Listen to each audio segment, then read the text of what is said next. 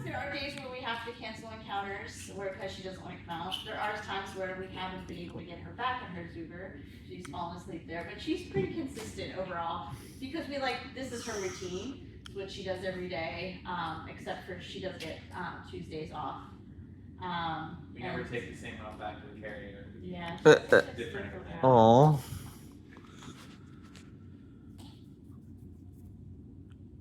But yeah, did you see how those hips twisted around? Yeah. That's...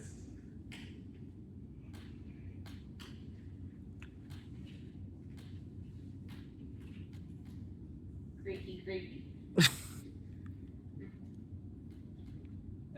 And then sometimes we give her some of her last bits of her morning diet in her carrier. She also gets greens in the afternoon. We also feed her something called a Missouri leaf eater biscuit.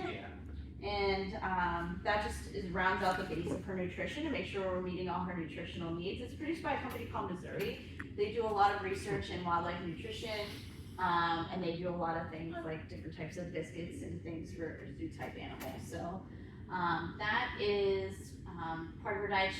We give her more fibrous matter in the afternoon.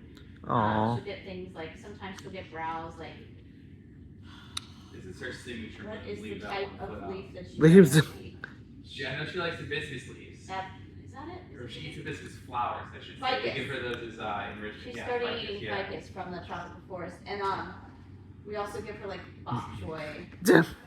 Aww. So she does this a lot. She almost forgets that her foot is still out. Try this at home when you're on the couch. Just sit with one leg. Yeah. So sometimes we have to help her a little bit. Just be like, yeah, I gotta put that leg in here. She puts it in, I'll give her a ton of treats in hopes that she's like, oh, bringing that leg in gets me treats. She heard the word treats. Oh.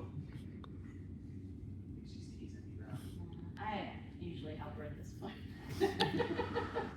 She also lets us we've trained her to do voluntary animations and stuff. So while we don't hold her on us ever, she does let us pick up her paw and trim her nails and things like that. That's why we work her on the treats. If she doesn't want to do the thing, she can just walk away. Yeah. We have very strict criteria. If she wants to engage with people, she has to be on this part of her perch. If she doesn't want to, she can run away. Yeah. And when I said she's fallen asleep in this encounter, that's what happened to me anyway. She made it halfway and went right to sleep. So our encounter was 5 minutes of discussing the sloth while she slept in hopes that she woke up. I'd have Krista come down. Once Krista came down, we were good. So we leveraged having the favorite people whenever we can. They're strong. I'm gently pushing. No, okay. Come on. Maybe not. There she is. There I she. think we're reserving the right to come back out and see if we can get treats from you. Yeah. That's possible. Reminding us who's really in charge of Vivian is very much a creature of habit, but she's also, I like to call her our diva. She likes things her way. So Valentino is our male, and he's there. There she goes. Yep. He's a lot more go with the flow. Yeah, you want to do that? Let's do that today. You want to do this? That's why he does our painting behavior. I don't want to say smart, but And he's been in shows. He's more outgoing. I refer to him as our extrovert. Extrovert. And so he's really good. He grabs the paintbrush and he paints, and he has learned. Okay, I put it here, I get a treat. He's learned the bridge and things like that. So he does the painting behavior because he really engages well with that. But she's more of a, oh, this is good. This is my routine. This is what I want to do. We tried to change the time on her, and she wasn't having it. We tried, yeah. You think a half hour later, but no. Yeah. Depends. I probably have to trim their nails probably once every 2 to 3 months. And some of their nails don't need trimmed at all, and some of them need a little bit more work. There's certain nails on her that I have to watch a little bit more closely. But We give them different size perching too that helps control that for the most part as well.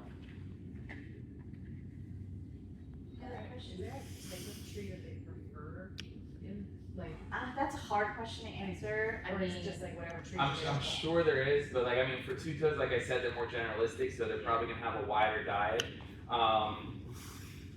for like, ours, yeah. we have hammocks in their habitat and they go to sleep. That's I different. mean, for us, like, they just are like, ooh, nice comfy place to lay down, and they just do that. But yeah, it's hard to say. There's also so much involved in the research that's involved in these sloths. I mean, you think about where they're found, and they're in this huge canopy in the rainforest. These researchers have to climb up into the trees and stay into the trees to learn about these sloths. Mhm. And that's very monetarily, you know, it takes a lot of money to do that. It takes people having to be out there with these animals to do that research. So there's really a lot involved with it. So, you know, we're still learning things about, especially between the different species.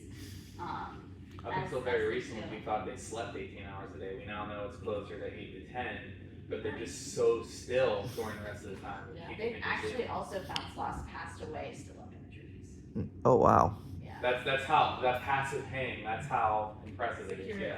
Yeah. Alright, do you want to walk some? Yeah, I can walk away. Do you guys have any last questions?